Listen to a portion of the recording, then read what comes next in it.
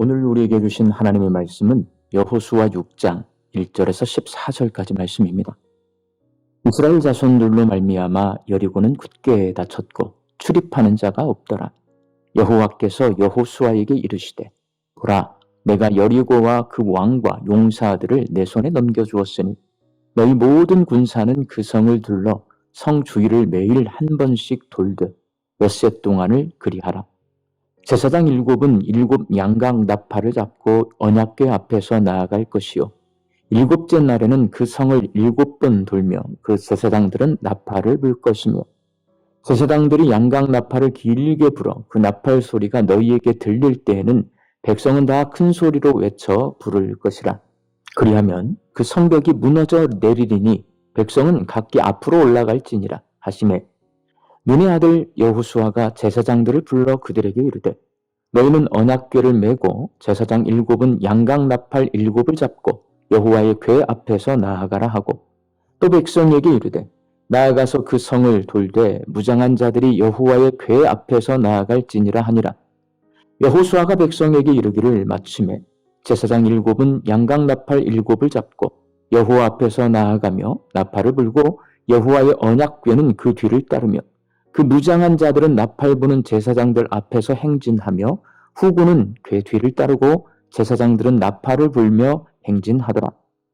여호수아가 백성에게 명령하여 이르되 너희는 외치지 말며 너희 음성을 들리게 하지 말며 너희 입에서 아무 말도 내지 말라.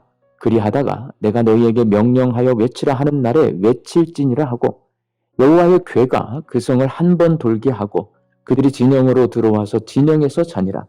또 여호수아가 아침에 일찍이 일어나니 제사장들이 여호와의 궤를 메고 제사장 7은 양각 나팔 7을 잡고 여호와의 궤 앞에서 계속 행진하며 나팔을 불고 무장한 자들은 그 앞에 행진하며 후군은 여호와의 궤 뒤를 따르고 제사장들은 나팔을 불며 행진하니라.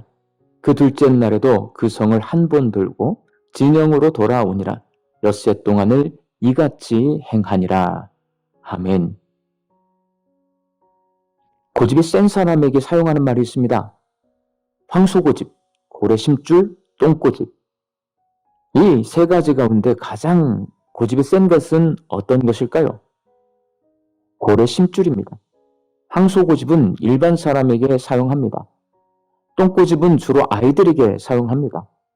고집센 정치인들에게 고래심줄이라는 말을 사용합니다. 가장 말 안 듣는 사람들이 정치인들 아닐까 싶습니다. 그래서 고래심줄이 가장 고집센 사람들을 일컫는 말입니다.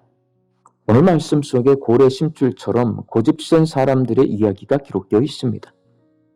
여리고성을 공격하는 이스라엘 백성도 고집이 세고 여리고성을 방어하는 여리고성 사람들도 고집이 셉니다. 하나님께서는 여리고성과 함께 이들의 고집을 무너뜨리십니다. 오늘 본문에는 이스라엘 백성들이 여리고성을 공격하는 장면이 기록되어 있습니다. 하나님께서는 아주 독특한 방법으로 여리고성을 공격하게 하셨습니다.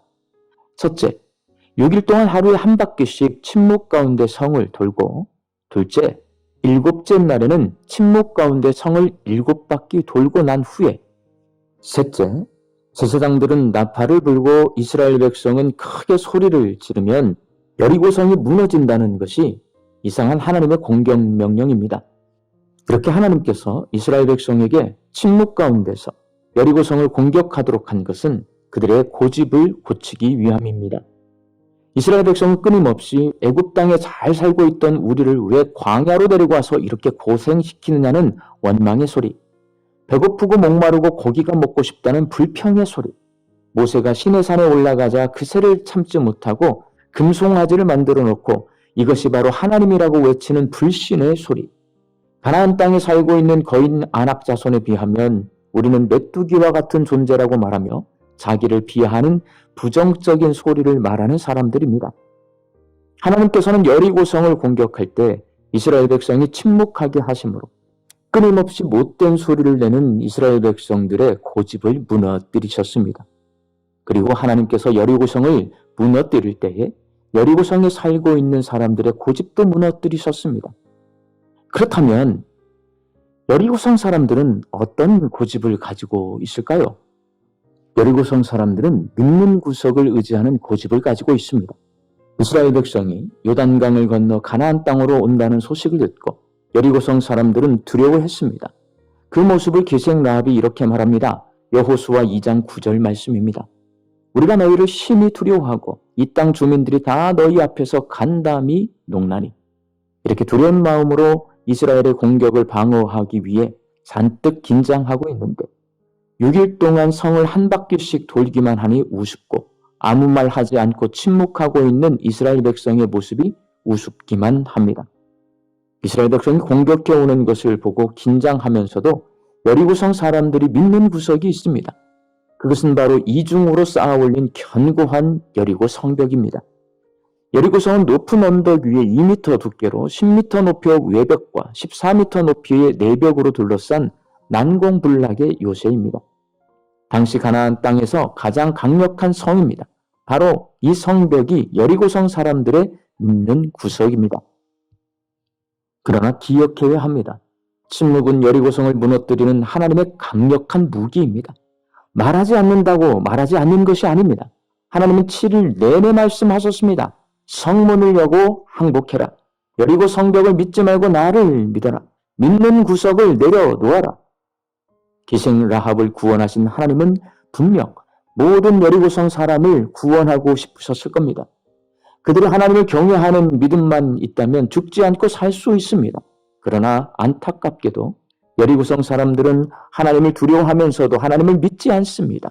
하나님 대신에 그들이 쌓아올린 여리고성이 견고한 성벽을 더 신뢰했습니다. 그래서 침묵 가운데 여리고성을 돌고 있는 이스라엘 백성을 우습게 여기고 하나님께 대적하다가 몰살당하고 맙니다. 여리고성 전투에서 하나님은 침묵으로 이스라엘 백성의 잘못된 습관을 무너뜨렸을 뿐만 아니라 여리고성 사람들의 믿는 구석을 일격에 무너뜨리셨습니다. 만일 여리고성 사람들이 이스라엘 백성의 침묵 속에서 하나님의 음성을 듣고 기생 라합처럼 하나님을 믿었다면 멸망하지 않았을 것입니다. 그러나 고집센 그들은 하나님 대신 자신들이 쌓아 올린 여리고 성벽을 믿다가 순식간에 무너지고 말았습니다. 사랑하는 광주 양림교회 성도 여러분, 여리고성을 무너뜨리듯이 하나님께서는 우리의 고집과 못된 습관과 믿는 구석을 무너뜨리십니다. 오늘 주신 말씀 앞에서 내게 있는 고집은 무엇이고 못된 습관은 무엇이고 하나님 외에 믿는 구석이 무엇인지를 생각해 보시기 바랍니다. 그 고집과 못된 습관과 믿는 구석은 바로 내가 쌓아올린 견고한 여리고성입니다. 여리고성을 쌓고 그 속에 들어가 있는 나를 보면서 하나님께서 침묵하고 계신다고 해서 가만히 계시는 것이 아닙니다. 하나님은 빨리 고집을 내려놓고 못된 습관을 고치고 믿는 구석을 없애라고 말씀하고 계시고 내가 쌓아올린 여리고성은 이미 무너져 내리고 있습니다. 우리 광주 양림교회 성도들이 내게 있는 여리고성을 하나님이 무너뜨리게 하지 말고 내가 무너뜨리고 라합처럼 믿음으로 구원에 이르기를 예수님의 이름으로 축원합니다. 함께 기도하겠습니다. 하나님, 주신 말씀 앞에서 내 고집이 무엇인지, 못된 습관이 무엇인지, 내가 하나님 외에 믿는 구석이 무엇인지를 생각해 봅니다. 하나님의 침묵 속에서 하나님의 음성을 듣게 하여 주셔서 고집 내려놓고 못된 습관 고치고 믿는 구석 없애고 주 앞으로 나아가 구원에 이르게 하여 주옵소서. 하나님의 주인으로 섬기며 살아가는 저희들 되게 하여 주옵소서. 오늘도 말씀 듣고 세상을 향해 나아갑니다. 하나님 주신 일용할 양식을 거두며 자족과 감사함으로 이 하루를 살게 하여 주시고 흩어져 살고 있는 내 가족과 자녀들이 여리고성처럼 견고하게 쌓아올린 고집, 못된 습관, 믿는 구석 다 무너뜨리고 하나님만을 주인으로 섬기며 살게 하여 주옵소서. 육신이 연약하여서 낫기를 간구하는 환우들이 있습니다. 예수님의 능력으로 치유함을 얻게 하여 주시고 오랜 시간 침상에 누워 계시는 장기 환우들과 어르신들이 천국 소망 붙들고 오늘 이 하루를 살게 하여 주옵시며 애쓰고 힘써서 돌보는 가족들 위해 새 힘을 더하여 주옵소서. 예수님의 이름으로 기도하옵나이다. 아멘.